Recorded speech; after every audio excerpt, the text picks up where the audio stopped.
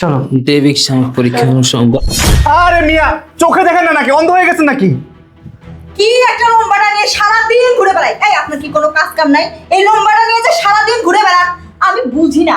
আমার বোন যে কি দেখে ওনারা বিয়ে করছে, পড়তে পড়তে মনে হচ্ছে একবারে কবি হয়ে গেছে। তোরা আমার সাথে এমন ব্যবহার করতেছিস কেন? আমি তো তোদের বড় দুলাভাই। দোলাভাই হয়েছে, দুলাভাই হয়েছেন, তাতে কি হয়েছে? মাথায় তুলে নাচবো নাকি? আপনার লজ্জা লাগে না? সারাদিন বই পড়েন আর শ্বশুর বাড়িতে ঘর জামাই হয়ে খান। শ্রাবণ, আমি যদি গরজামাই হয়ে থাকি আর লজ্জা লাগে, তাহলে তোমার তো লজ্জা লাগার কথা, কারণ আমিও যে গরজামাই থাকি তুমি সেই গরজামাই থাকো। দেখছো দেখছো ওর কত বড় সাহস? আমাকে বলতেছে আমি নাকি ঘর জামাই থাকি। তোমার এই অপদার্থ বেকার দুলাভাইটা আমাকে অপমান করতেছে, খুঁটা দিতেছে, তুমি কিছু বলতেছো না কেন? এই দুলা ভাই, আপনি মুখ সামলায় কথা বলেন। আমার জামাই ঘর জামাই হলো না, তার একটা যোগ্যতা আছে, সে চাকরি করে। আপনি কি করেন? হ্যাঁ, সারাদিন তো ঘরে বসে লম্বাটাই করেন, আর কি করতে পারবেন? এই চলো তো, ওর সাথে কথা বলে সময় নষ্ট করার টাইম নেই আমাদের। চলো চলো আয়শা।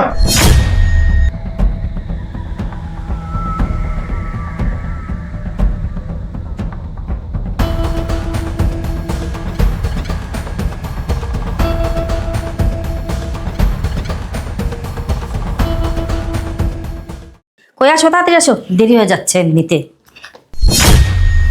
শালারদের কাণ্ড দাও। সোফার ভিতরে শুয়ে শুয়ে বই পড়তাছেন। বইয়ের ভিতরে কি পাইছে? আহ তো আরে বই এসে গুল্লা খাম। চলো। আহ কি গ্রুপের বাইরে সাদা শক্ত পাতলা স্কার্টে এই শালার ভূত, এই শালার ভূত, সারাদিন এই যে বই খুললা কি পড়স কি পড়স? ওর আমার বিয়ার হইছ। এই শালার ভূত, কি রে? এই পড়তে পড়তে কি ঈশ্বরচন্দ্র বিদ্যাসাগর হয়ে যাচ্ছ নাকি? সারাদিন তো দেখি খালি বই নিয়ে বসে থাকো। কই চাকরি তো আর হয় না, ঘোড়ার ডিমে পড়া পড়ো? হ্যাঁ, বিয়ের পর থেকে তোমার শ্বশুরে বসে বসে খাচ্ছ, অন্ন ধ্বংস করছো। কেন? কি পাইছো এখানে? কি? আম্মা, আব্বা, সামনে আমার বিসিএস এক্সাম, তাই বিসিএস এর জন্য প্রস্তুতি নিচ্ছি। শুনছো কি বলে? বিসিএস, বিসিএস এর পড়া দেবে, বিসিএস এর পরীক্ষা। আহা রে, এই যে হারায়। আম্মা, আমি তো আপনাদের মেয়ের জামাই, সারাক্ষণ সবসময় সবাই আমার সাথে দুর্ব্যবহার করেন, বাড়ির সমস্ত কাজকর্ম আমার দিয়ে করেন। আমার যতটুকু সম্মান পাওয়ার কথা ওই সম্মানটুকু কিন্তু আপনি আমার দেন না। শালার ভূত, তোমার আমি সম্মান করবো, আর খাইয়ে দেয় কাম নাই। হ্যাঁ, সারাদিন বইলে পুন করতে থাকো, কোনো কাম কাজ করো না, চাকরি বাকরি করো না, তোমার সম্মান করবো। সম্মান তো আমি করি, আমার ছোট ভাইয়ের জামার দেও না, আর সম্মান করি, মাথা তুলে রাই। কারণ কি, ওই চাকরি বাকরি করে, তুই কি করো? আর শালার ভূত, আর সম্মান করবো। এই শোনো, আমরা বাইরে যেতেছি, পুরা বাড়ি পরিষ্কার করে রাখবা, মুছবা, ঝাড়ু দিবা, আর ওয়াশরুমে কাপড়গুলি আছে না, ওগুলা ভালো করে পরিষ্কার করে ধুইবা, ধুইয়া ছাদে মেলা দিবা। এই চলো।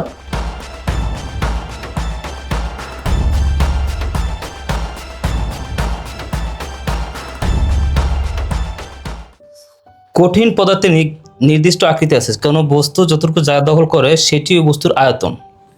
সকল কঠিন বস্তুই জায়গা দখল করে, তাই সকল কঠিন বস্তুরই আয়তন আছে। কঠিন পদার্থের কিছু আকার ও সহজে পরিবর্তন করা যায় না, এরা যথেষ্ট দৃঢ়, অর্থাৎ এদের দৃঢ়তা আছে। তবে কিছু কিছু কঠিন পদার্থের দৃঢ়তাও যেমন কম, সরিষার দানা, ভাত, কলা ইত্যাদি। তরল পদার্থের নির্দিষ্ট কিছু আকৃতি নেই, এটি যে পাত্রে রাখা ওই পাত্রের আকৃতি ধারণ করে। তরল পদার্থের নির্দিষ্ট আয়তন আছে, কারণ কঠিন পদার্থের মতো এরা জায়গা দখল করতে পারে না। এদের আয়তন পরিমাপ করা যায়, এই আয়তন পরিবর্তন করা হয়। পাত্রভেদের আকৃতি পরিবর্তন হলেও আয়তন কিন্তু একই থাকে, যেহেতু তরল পদার্থের নির্দিষ্ট কিছু। এই কি পড়ছ সারা রাত? হ্যাঁ, সারা দিন রাত 24 ঘন্টায় বলিয়ে বয়ে থাকোস, তলে কি শান্তি মতো ঘুমাইতে পারবো না নাকি? হ্যাঁ, আরে কি শুরু করছো তো? সামনে আমার পরীক্ষা। পরীক্ষা তো কি হইছে? হ্যাঁ, পরীক্ষাতে দেশ উদ্ধার করবি? বিয়ার পর থেকে দেখতাছি খালি পড়তে আসোস আর পড়তে আসোস, তোর তো একটা চাকরি বাকরি কিছু হয় না। হ্যাঁ, আমার বাপেরটা বয়ে বয়ে খাইতে আসোস, লজ্জা শরমের মতো তোর নাই। দেও তো, এবার পরে পরীক্ষা দিলে পাস করুন, চাকরি হবে। চাকরি হবে? চাকরি হবে? বিয়ে হয়েছে কয় বছর? এত বছর ধরে তো খালি পড়তেই আসোস, পড়তে আসোস, আমার বাপেরটা খাইতে আসোস, আমার বাপেরটা পড়তে আসোস, আমার বাপের বাড়িতে থাকতাছস, আর ভয় এই লারে লাপা পড়তেই থাকোস, পড়তেই থাকোস। এই যে তুই দিন রাত 24 ঘন্টা পড়স, পড়তে পড়তে কি সারা বিশ্বের পড়া তুই শেষ করে ফেলাবি? হ্যাঁ, সারা বিশ্বের পড়া শেষ করে তো তোর কোনো লাভ নাই। তোর তো চাকরি নামে ঠন ঠন ঠন ঠন। হে, আমার বাপেরটা বয়ে বয়ে খাস। আমার জীবনের সব থেকে বড় ভুল করছি তোর মতো একটা বেকার অপদার্থরে বিয়া কইরা। বেরো, যা বেরো, ঘর থেকে বেরো। তোর জন্য আমি একটা রাত শান্তি মতো ঘুমাইতে পারি না। বেরো, যা বেরো। দেখো, সামনে আমার ফাইনাল পরীক্ষা, বইটা দাও, ভালো করে পড়তে হবে, দাও। তোর বই দিমু? সামনে তোর পরীক্ষা, এমন পরীক্ষা না তুই বহু দিছস, তুই বেকারই থাকবি, বুঝছস? পরীক্ষা দিয়ে কোনো লাভ নাই। আর এই বই আমি তোর দিমু না, কারণ এখন তোর আমি বই দিমু, তুই বাইরে গিয়ে পড়তে বলবি, চিল্লাচিল্লি করবো, সবার ঘুমতে হারাম করস, বুঝছাস? বেরো যা, বই ছাড়া বেরো যা। বইটা তো ভালো মুখে বেরোবি না কেমন লাথিতে বের করবো, বেরো তো বইটা দাও, বইটা নিয়ে যাই, দাও বইটা। বেরো যা, ফালতু কোথাকার। ওর জানো অতিষ্ঠ হয়েছি, তোর ব্যবস্থা আমি সকালে করতেছি, রাখ। তোর লোক আমি আর সংসার করবো না। বাবা, বাবা, মা, কিরে মা, কি হয়েছে? অনেক হয়েছে, অনেক হয়েছে। আমি আর ওই বেকারের বাচ্চাটার সাথে সংসার করবো না। আলহামদুলিল্লাহ, উইনে খুশি হইলাম। হ্যাঁ, আমি আগেই কইছিলাম এই শালার তোর দিয়ে কোনো কাম হইতো না। তো সারাদিন কাপ মাছ নাই, কিচ্ছু নাই, সারাদিন বই পড়ে, দুনিয়া সব লেখাপড়া শেষ, ওর চাকরি হয় না, বুঝছ না? তোর খাওয়াইব কি? আপা, আপনি যে সিদ্ধান্তটা নিয়েছেন আমি খুব খুশি হয়েছি। আপনার এই হাজবেন্ড এমন লেখাপড়া করে মনে পড়তে পড়তে ঈশ্বরচন্দ্র বিদ্যাসাগর হয়ে যাবে। শুনেন আপা, আপনি এখনো অনেক সুন্দরী, আপনি এটাকে ছেড়ে দেন। আপনার জন্য আমি ব্যবসায়িক বড়লোক ছেলে দেখে আপনাকে বিয়ে দেব। থাক বাবাজি, আমার মেয়ের জন্য তোমাকে আর পাত্র খুঁজতে হবে না, ওর জন্য আমরাই যথেষ্ট। শেষে কিনা আবার তোমার মতো ঘর জামাই নিয়ে আসবা। এমনি দুইটা জ্বালায় বাঁচি না, দুইটা ঘর জামাই জ্বালা। মা, তুমি যে ওকে ঘর জামাই বলতেছো এটা কিন্তু আমি মানতে পারলাম না। ও কিন্তু চাকরি করে, ওর কিন্তু একটা লেভেল আছে। আচ্ছা, হিসাব প্রধান রাখ। ওই শতটা কই? দেখো গা কোন চিপার মধ্যে বয়া পড়তাছে, ওর তো আবার পড়া ছাড়া কোনো কাজ কাম নাই। তোমার জামাইরে আমি সারা বাড়ি খুঁজছি, কোনো জায়গায় পাই নাই। মনে হয় ওয়াশরুমে যায় দরজা বন্ধ করে তারপরে পড়তেছে।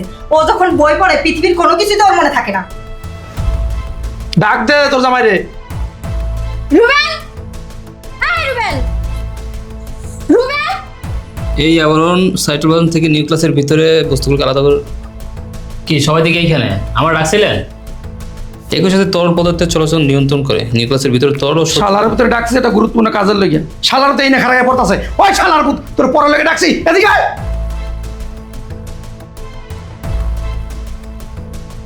কি কি বলবেন বলেন? আমার মাইয়ায় তোর সংসার করব না, তুই আমার বাড়িতে বাইর হ। এই আব্বা এসব কি বলে? তুমি নাকি আমার সাথে সংসার করবে না? আমার বাবা ঠিকই বলছে, তোর মতো একটা বেকারের সাথে আমি আর সংসার করবো না। এই তুমি এসব কি বলতেছো? আব্বা এসব কি বলতেছে? আর আম্মা, আপনি কথা বলেন না কেন? কথা বলেন। দেখো, আমি তোমার ভালোবাসা বিয়ে করছি, আর তুমি এখন বলতেছো তুমি আমার সাথে সংসার করবে না? এটাই তো আমার জীবনের সব থেকে বড় ভুল, তোর মতো একটা বেকার অপদার্থরে ভালোবাসা বিয়া কইরা। তোকে বিয়া কইরা আমি আমার বাপের কথা শুনি, মায়ের কথা শুনি, ছোট বোনের কথা শুনি, বোন জামাইয়ের কথা পর্যন্ত শুনি। আমার ফ্যামিলির কেউ বাদ নাই যে আমার কথা শোনায় নাই। তুই আছে না, সারা জীবন পড়তেই থাকবি, আর পড়তে পড়তে বুড়া হয়ে যাবি। তারপরে তুই জীবনে কিছু করতে পারবি না, তোর জীবনে পড়া ছাড়া আর কিছু নাই। তোর সাথে আমি সংসার করতে চাই না, তুই আমাদের বাসা থেকে বেরো। আমি তোমাদের কি বলবো, কি বলবো তোমাদের? আমি আমার মেয়ে যে ডিসিশন নিছে যে তোমার সাথে সংসার করবে না, এতে তো আমি মহা খুশি। তুমি সারাদিন আমার বাসায় থাকবা, সারাদিন বই নিয়ে পড়বা, আরামসে খাইবা দাইবা, কোনো কিছু করবা না, তোমার চাকরিও নাই, কিচ্ছু নাই। তুমি তো একটা মানে জায়গা পাইছো যে আমি এখানে থাকি, এখানে আরামসে থাকি, মাংনা থাকি, খাই দাই সব কিছু করি। তাই তুমি আমার বাড়ি থেকে বেরো, তোমাদের আর দেখতে ইচ্ছা করতেছে না। তুমি যাও, বেরো, যাও বাড়ি থেকে বেরো। আপু, আমি বুঝতে পারতেছি না তুই কি দেখে যে এই কাল্লা স্যারারে বিয়ে করছিলি। এই ছেলে কোনো যোগ্যতাও নাই, কোনো কিছুও নাই। সারাদিন একটা বই পাইছে, সারাদিন শুধু সেই বই পড়বে। এই বই পড়া ছাড়া আর কি ওর কোনো কাজ আছে? দেখেন, আমি মানছি আমি বেকার, আমি বেকার ঘর জামাই বলে আপনারা সবাই আমাকে অপমান করে কথা বলেন, আমার গায়ে হাত তুলেন, আমার বাড়ির সমস্ত কাজকর্ম করেন, তারপর আমি কিন্তু আপনাদেরকে কিছু বলি না, কারণ আমি বেকার। আমি এখনো পড়ালেখা করতেছি, আমি তো সারা জীবন বেকার থাকবো না। সামনে আমার বিসিএস পরীক্ষা পাশ করলে অবশ্যই আমার একটা ভালো চাকরি হবে, তখন তো আমি আর বেকার থাকবো না। তুমি যে কি করবা এটা আমার জানা আছে, আমার বুঝ হয়ে গেছে গা। বিশেষ পরীক্ষা দিব, তুমি কিচ্ছু করতে পারবা না। তুই বাইতে বাইর বাইর, শালার মতো বাইতে। আব্বা, ও এমনি এমনি বের হবে না, ওরে ঘাট ধরে এখান থেকে বের করে দেন। ঠিকই কইছো, এমনি বাইরে তোরা শেষরা। এদিকে এই শালার পুত, বাইর বাইর বাইর আমার বাইতে। বিশেষ পরীক্ষা দিব, উল্টাই বহে ছিড়বো, ছিঁড়ে সব আটা বানবো। শোনমা, মন খারাপ করিস না, ভালো পোলা দেখা তোরা আবার বিয়ে দিব। কি কও? আপা, আপনি একদম চিন্তা করেন না, ওরে বের করে দিচ্ছেন, খুব ভালো করছেন। আমি থাকতে আপনার কোনো চিন্তা নাই, 2-1 দিনের মধ্যে একটা ভালো ছেলে ব্যবস্থা করে আপনাকে বিয়ে দেবো আমরা।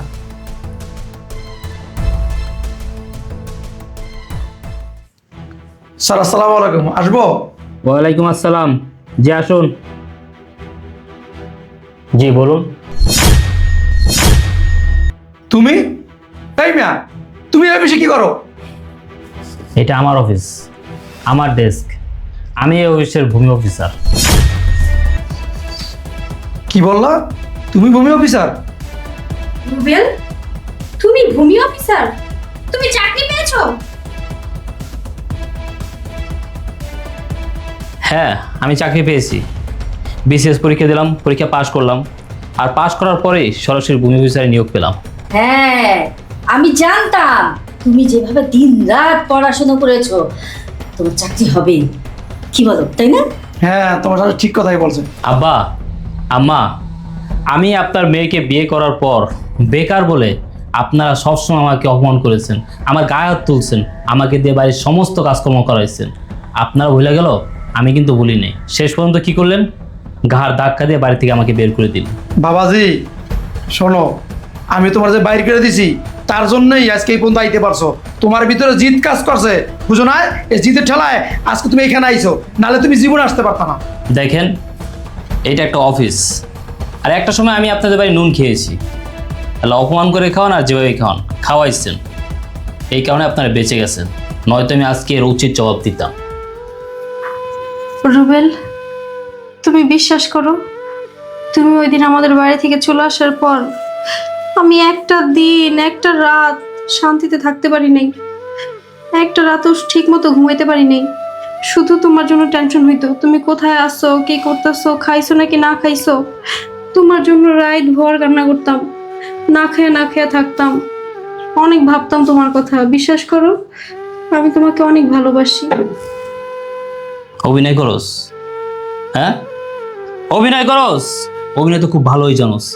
তুই তোর বাপ মার সাথে মিলে আমার ঘাড় টাকাতে বাড়িতে বাইক করছিস। কি বলছস? আমার মতো অপদার্থ বেকারের সাথে তুই সংসার করবি না। আর এখন যখন শুনছস আমি ভূমি অফিসার, সরকারি কর্মকর্তা, তোর বাপ মার মতো তোর রূপ চেঞ্জ হয়ে গেছে। তুমি এগুলো কি বলতেছো রুবেল? আমি তোমার ওয়াইফ, আমাদের এখনো ডিভোর্স হয়নি। আমি তোমাকে সত্যি অনেক ভালোবাসি। ভালোবাসোস? তুই আমার ভালোবাসোস? হ্যাঁ, তুই আমার ওয়াইফ ছিলি, তুই আমার ওয়াইফ ছিলি, আমি তোর স্বামী ছিলাম। কিন্তু আমি স্বামী হিসেবে যতটুকু সম্মান পাওয়ার কথা, ওই সম্মান তুই আমার দেশ নাই। আমার বিসিএস পরীক্ষা, আমার বইটা তুই কেড়ে নিছস, আমার পড়তে দেশ নাই। সবসময় আমার কথা শুনেছিস, অপমান করছস, আমার গায়ে হাত তুলছস, ঠিক মতো আমার ঘুমাইতে দেশ নাই। দুলা ভাই, আপনি আপুকে ভুল বুঝবেন না। আসলে আপু আপনাকে সত্যি অনেক ভালোবাসে। দেখেন না, আপনার জন্য আপু এখনো পর্যন্ত বিয়ে করে নাই। হ্যাঁ, তোমার আপু আর তোমরা আমার খুব ভালোবাসো। তোমরা এত ভালোবাসো আমারে, আমি সারা জীবন তোমাদের এই ভালোবাসা মনে রাখবো। দেখেন, এটা একটা অফিস, আমি আপনাদেরকে আর অপমান করতে চাই না। আপনারা এখন এই মুহূর্তে অফিস থেকে বের হয়ে যান। বাবাজি এটা কি কও তুমি? যেহেতু তোমার চাকরি হয়েই গেছে গা, আমরা কই যাবো? বাকিটা জীবন সবাই একসাথেই থাকবো। দেখুন, আপনারা আমাকে সিকিউরিটি গার্ড ডাকতে বাধ্য করবেন না। আমি সিকিউরিটি গার্ড ডাকার আগে আপনারা এখন এই মুহূর্তে এখান থেকে বের হয়ে যান।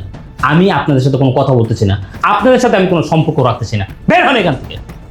বাবাজি জায়গা জমির কিছু কাজ আছে একটু। বের হবেন এখান থেকে, বের হন।